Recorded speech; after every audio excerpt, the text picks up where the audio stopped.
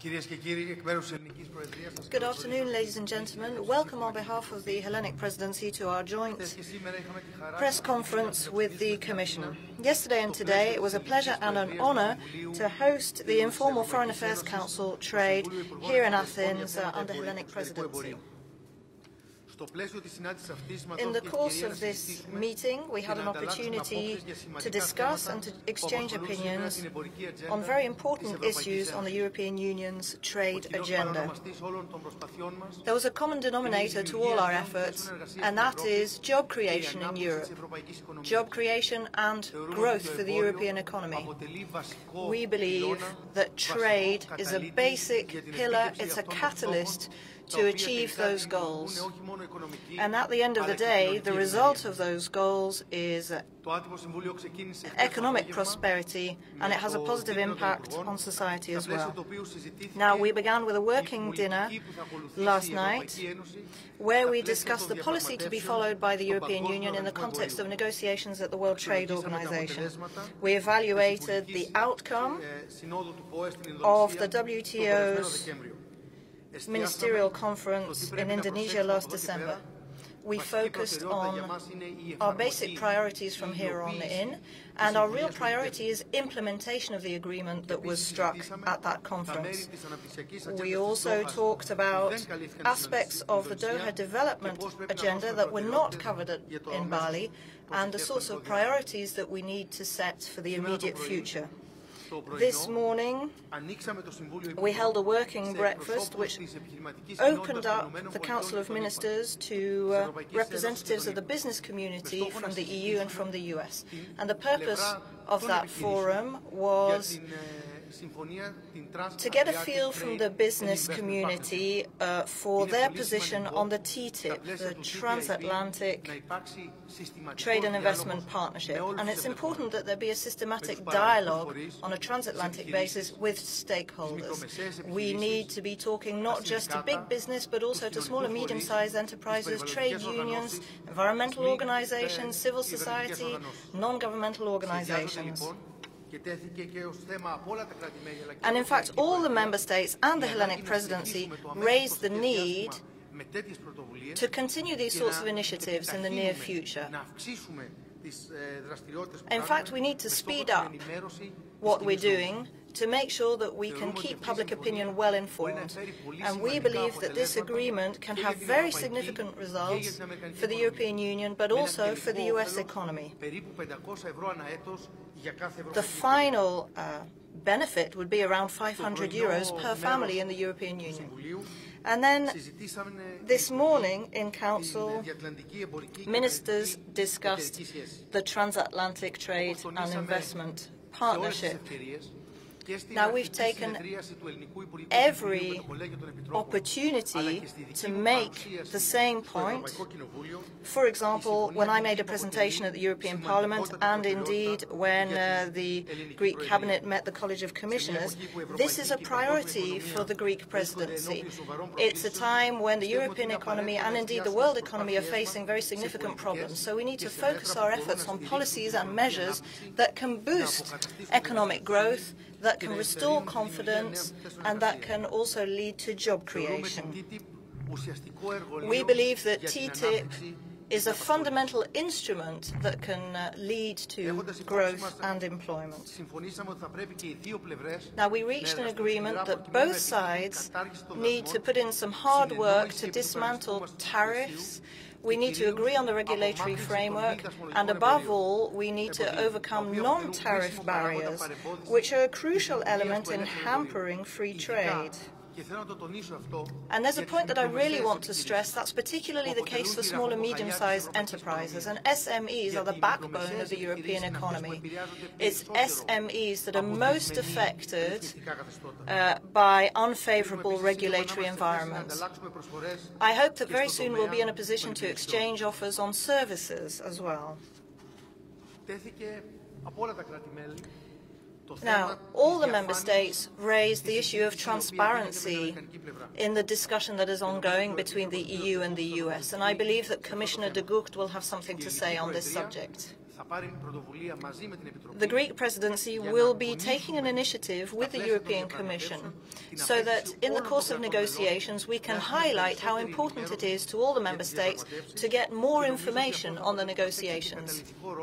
And I think that will act as a catalyst, and it will help to create a positive mood in public opinion. We discussed trilogues. The Greek presidency has already managed to complete a first trilogue, which is on the enforcement regulation. That was the end of January, and it is expected that the European Parliament plenary will take a vote on it in April. We also discussed progress with the financial regulation and the investor-state dispute settlement mechanism, and we stressed how important it is to reach an agreement, even though there is no unanimity so far amongst the member states. Moving on, we then discussed certain topical issues. We began our discussion with Ukraine. Ministers had an opportunity to exchange opinions on the latest developments in Ukraine and the role that the EU is playing in normalizing the situation in that country.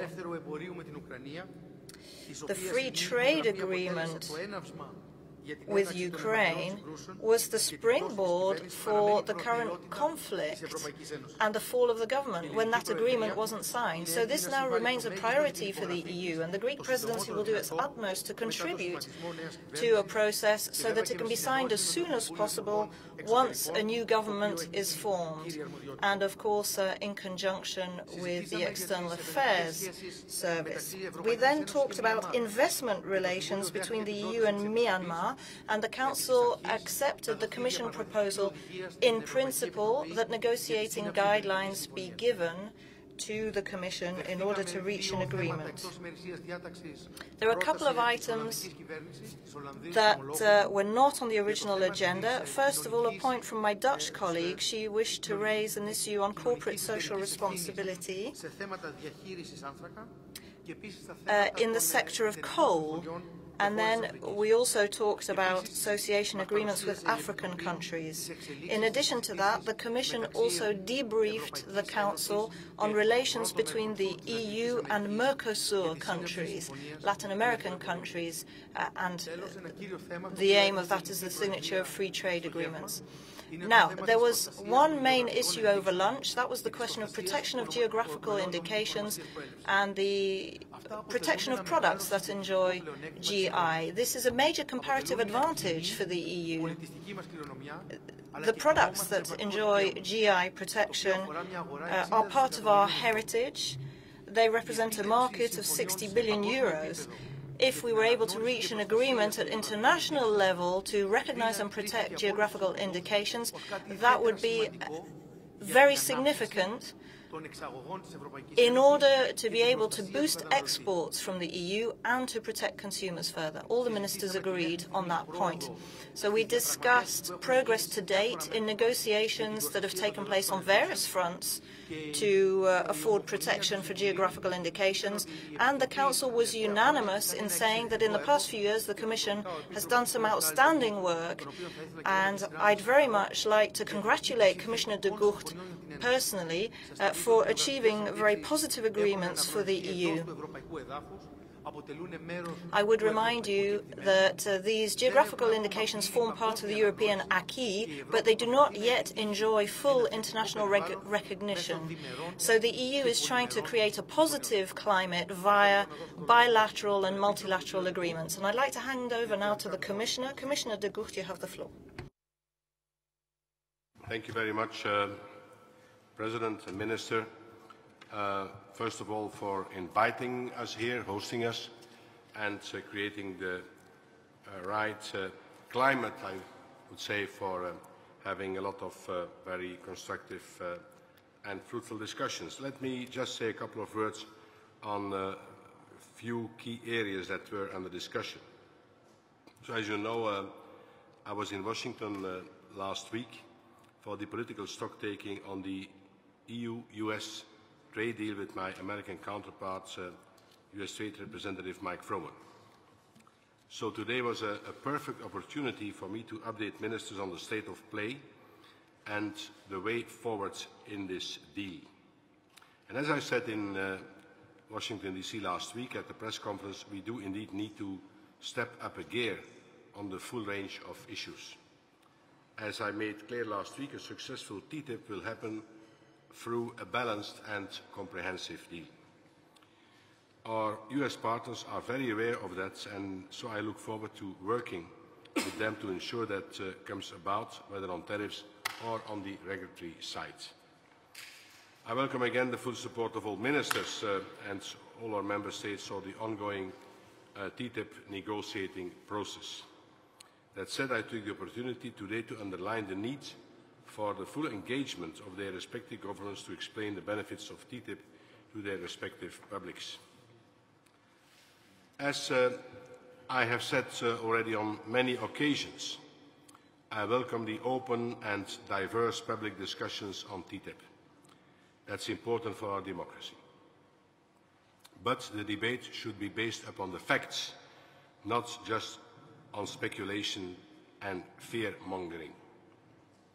We need to explain together what TTIP can mean for the person working in a small company as well as to someone in the insurance business as much as to many Europeans working in the agriculture sector.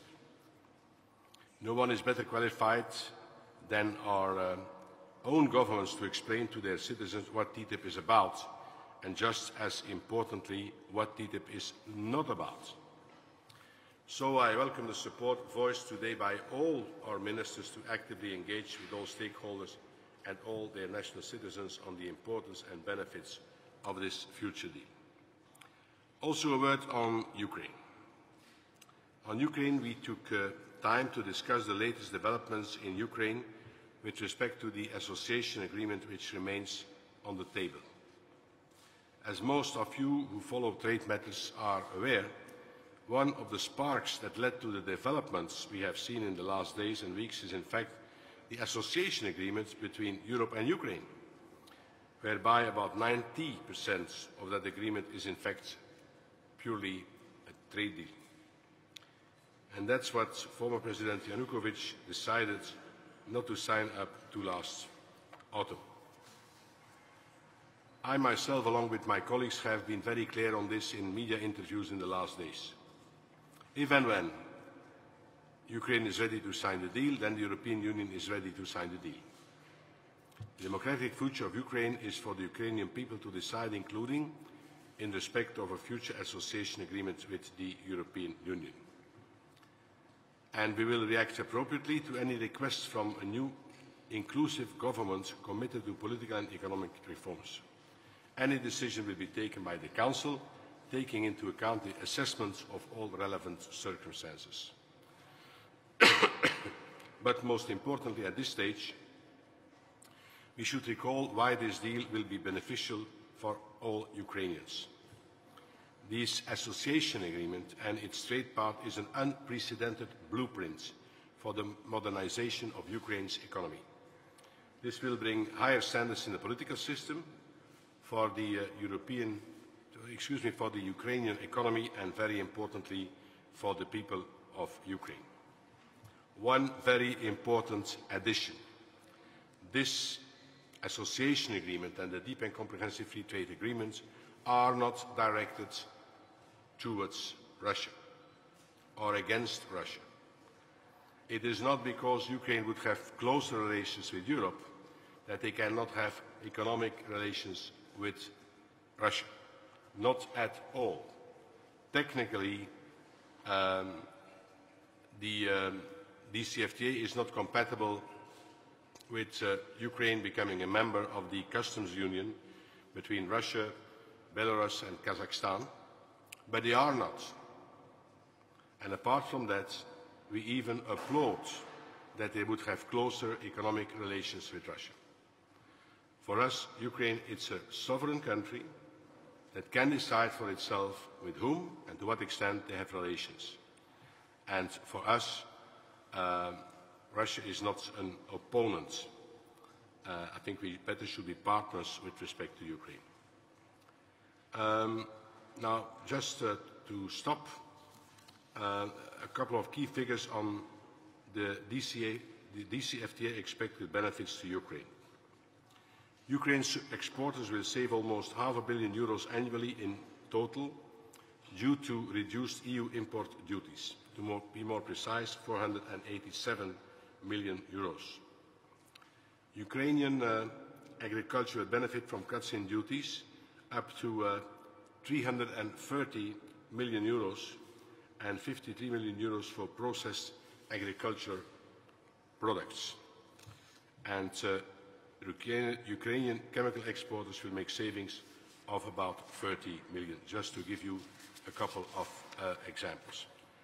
I would like to leave it with that, President, and I'm ready to answer a couple of questions.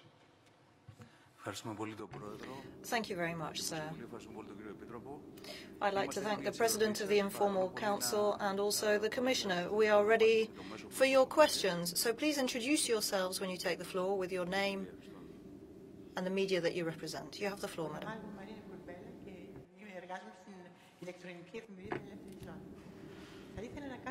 I have a question to the Commissioner. Commissioner, in the negotiations with Canada, we know that there is a problem with CETA.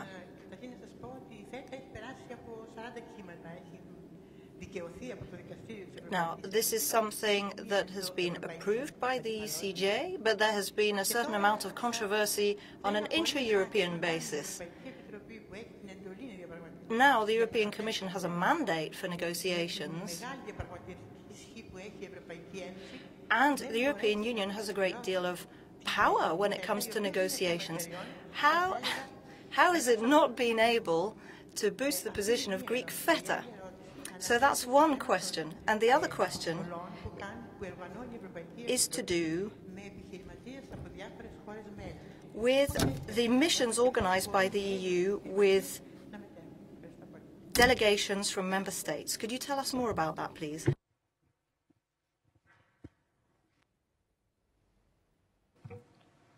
Commissioner, are you ready to? I think it's better that we take some questions together. Okay. In the third row, you have the floor. Hi, Lene Vladimir, you Trade Insights. One question on TTIP. Minister, you said that you were trying to get more information to stakeholders and the public opinion to change what they're thinking right now. How far can you actually go on this? What are you thinking of publishing documents? What's the deal here?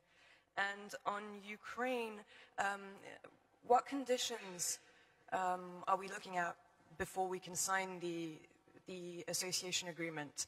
And can we actually sign? Can the Commission sign it with the interim government? Thank you.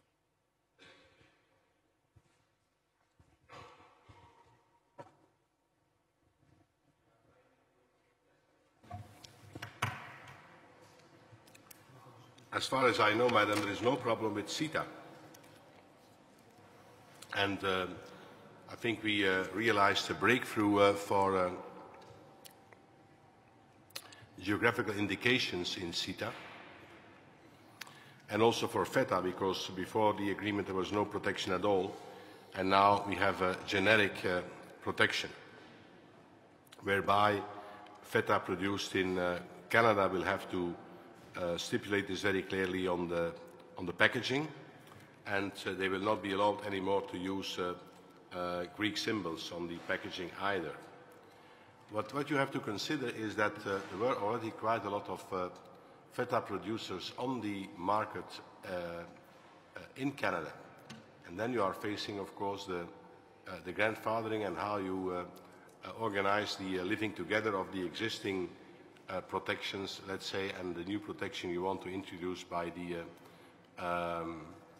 geographical indicators. And I would claim that we managed to get very far with respect to feta. On TTIP, there is no lack of transparency on the European side. We give all our documents to the Council and also to the Parliament as it has been agreed. And the Member States get those documents also and can transmit them to their national, how would I say, specialists, national administration, or the specialists in their national administration. So we are producing and making public what we do. The problem is that we cannot make public documents by the US unless they agree to do so. And we are in a negotiation with the United States how to give more transparency also to their texts. What we have reached now is that as soon as there are bracketed texts, those will be available to the Council member states and the national administrations and the Parliament on a reading room basis. Now, what's a bracketed text? It means that you put together the positions of both parties in one text and you put them between brackets. So it doesn't mean that everything has already been agreed, but that will be explaining the positions of either party. And we had to fight for that, you know, because they are not at all used to do that. In fact, they don't. They are in the midst of the TPP process, the Trans-Pacific Partnership process, and they do not make any document public. They only make them public. They have a procedure with their Congress, with their Parliament, whereby in a reading room they can consult the documents, get explanation on the documents, but cannot get a copy with them. So you have two visions here, and we try to reconcile them, pushing as much as possible in our direction, and we will continue to do so. But we have no secret agenda. I have no problem being open on what we are doing and what we want to do, because I think I'm best served by that approach. On Ukraine, it's the Council that has to decide on the signature. Just before Vilnius, the situation was as follows. The Council was ready to give this okay for the signature, but then it became clear that the Ukrainians were not going to show up, and the Council didn't decide. So they have to take a new decision, and they will discuss it at the next Foreign Affairs Council, and I could imagine also at the European Council of March. You question whether you can do that with an interim government. That's one of the questions that the Council will have to give an answer to. As far as the Commission is concerned, we are technically prepared for all eventualities.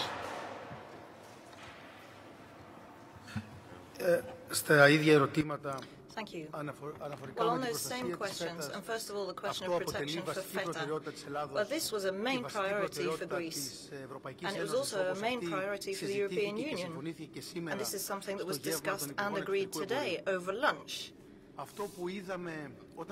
the Council of Ministers. Now, when we talked about FETA in Greece, and we had a discussion about Canada, the fact is that Greek exports are higher with countries where we have a trade agreement than with countries where we don't. So it's actually in the interest of Greek producers, it's in the interest of European producers also to have bilateral agreements in place. And the Greek government has certainly come out and expressed a view on the question of the agreement with Canada. I share the view of the Commissioner that there is no issue of transparency with regard to the European Union side, and the Council is satisfied to the level of information we have received, and we thank the Commissioner also for the update he gave us today, and also the update he gave in public in the morning during the breakfast, which I understand was televised. There have been, there's a fruitful discussion with the American side on getting more access on documents produced from them, and Council members have suggested and asked for further facilitation of this information dissemination, and to that end the Commissioner said that he will take action on that, and as I said before, the Greek Presidency will work together with Commissioner de Gucht to ensure that we reach an agreement with the American side on the level of information and the way that information is disseminated to the European Union members. Naturally, we need to be open, but also we have to recognize at the same time that the negotiation contains some elements of trading confidentiality. That's normal, and it's for the benefit of negotiation. With regard to Ukraine, the view of the Foreign Affairs Trade Council in Luxembourg in the fall was that we wanted to proceed with the agreement with Ukraine subject to certain political benchmarks. Technically, that's where we stand, and the Foreign Affairs Council has to decide whether these political benchmarks have been satisfied, or most probably, these political benchmarks have evolved with as things unveil on the ground, and then the Foreign Affairs Council has to decide whether there is a new set of benchmarks or not that we need to test whether those have been satisfied. But I think everyone in the room agreed that it will be positive to be able to reach an agreement with Ukraine when the conditions are ideal.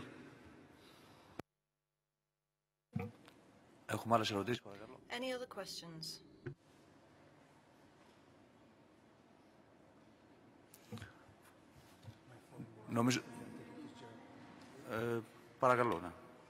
Yes, you have the floor, madam.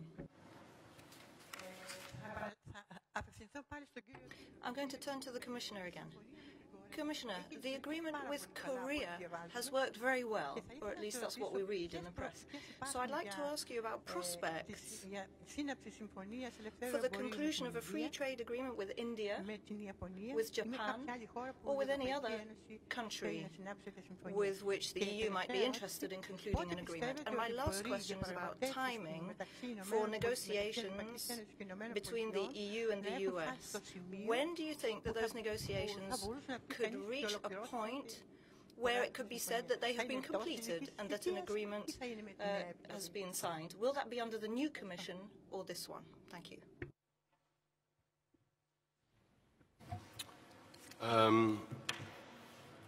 We continue to negotiate with Japan.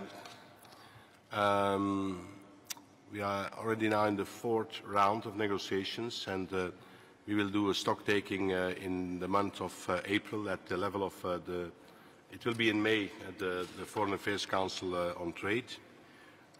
We were very far with India, but at this moment in time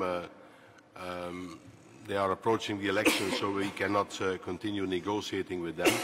I mean, we cannot continue negotiating with them with the view to closing the negotiations. So we continue with all partners concerned with the view to finalize the negotiations. Only last week we came to an agreement with ECOWAS, with the Western African countries, for example, on an economic partnership agreement. So we are making steady progress on all these files. Your question on the missions, I'm not responsible for those missions. This is a question you should address to Vice President Tajani.